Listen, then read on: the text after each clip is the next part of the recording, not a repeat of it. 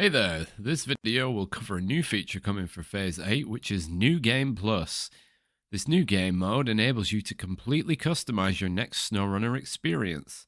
A large gripe when hard mode was released was that players didn't want to completely start again from scratch. However, now you can by enabling hard mode style settings, such as starting at level 30 with say $500,000 in the bank and all trucks for free, for instance. The game will start you at the Black River Garage, and there's no longer a need to complete the tutorial, which is great. Be aware though that this is still being tested and some of the labels and notes will change. So the first option is starting vehicle, which by default is the Chevi CK1500, but can be altered to feature a random North American Scout and heavy duty class vehicles, or just a random North American Scout, or you can choose to randomize this option. Whatever DLC you have, it will include these, so you can start with, say, the Jeep Wrangler. Next is the starting rank, with options for default, random, going all the way up to 30. It's pretty easy. Followed by starting money, which again can be randomized or set to give you many options. Truck availability rules lets you determine the need to find vehicles in the wild to unlock them or to achieve a specific level,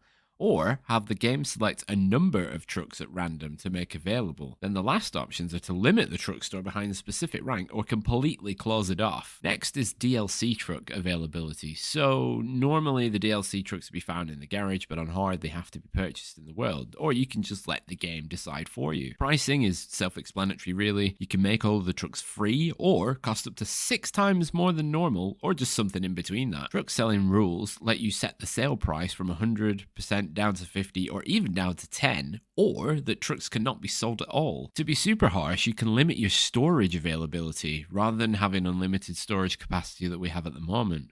Though you can remedy this just by having your trucks out in the world, but this will slow the game down. Trailers can be limited to just those found in the world, as well as no trailer store.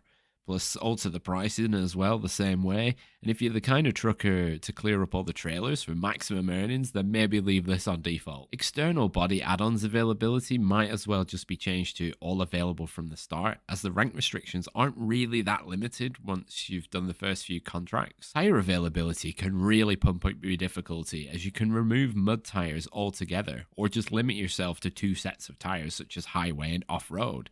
Though I don't see the latter option there being particularly enjoyable or fun. I mean, I'm imagining a Muir with highway tires just being straight up impossible, or taking thousands of hours to complete because you just have to winch yourself across the map the whole time, which doesn't sound like fun at all. Internal add-ons I keep as default are just all available. I think this is in reference to options such as diff lock and all-wheel drive. I mean, if you wanted to go for a challenge where you don't have any diff lock or all-wheel drive, then that's up to you, but I'm pretty sure some trucks will just still have it, and other trucks where they're upgrades won't. Add-on pricing can be altered to really force you to be frugal with your funds. So if you're looking for a challenge, even in hard mode, I swap add-ons between trucks, and I don't buy more flatbeds, unless I really need to.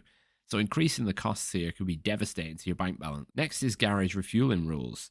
You can straight up deny the ability to refuel at the garage or leave it on random. Fuel pricing rules, so fuel is free or, pay a lot. If you wanted to simulate hard mode, then you leave this on default. Some hard mode fuel stations can charge up to $8 per litre, which if you're running 6 times costs, would up the cost per litre to $42.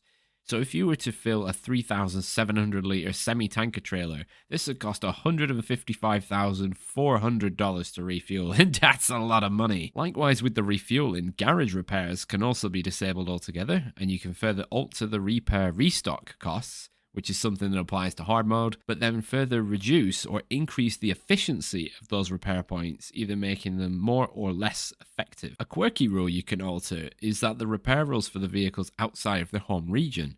So if a US vehicle is in Eurasia, for instance, it would cost twice as much to repair, which is pretty good for roleplay, because if you imagine having to transport all those repair parts across the world. Next is a big one for me, and that's vehicle damage rules.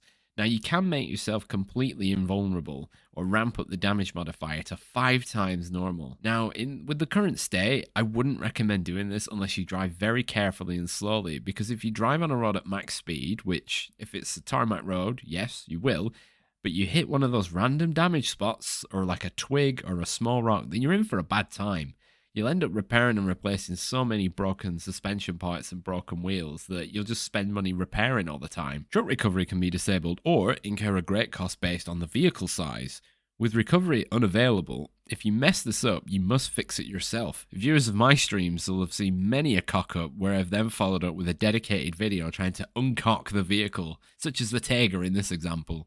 Contract, task, and contest payouts can be modified either up or down, like 50 to 300%. And you know, there's that one Yukon contract where if you're on max payout, you could be getting $150,000. Contest availability can be limited or unlimited, but for me, that's a fairly minor change. Automatic cargo loading, you can charge for auto cargo loading, as it is in hard mode, at $100 per piece of cargo, or keep it for free. Or if you don't want to keep it for free, you can up this to 6 times normal value. So if you were to load, say, a 5-slot trailer with wooden planks, that will cost you $3,000. So, you know, be careful with this with these settings. Map marker rules dictate how much the map provides help when having to seek out cargo and trailers in the wild.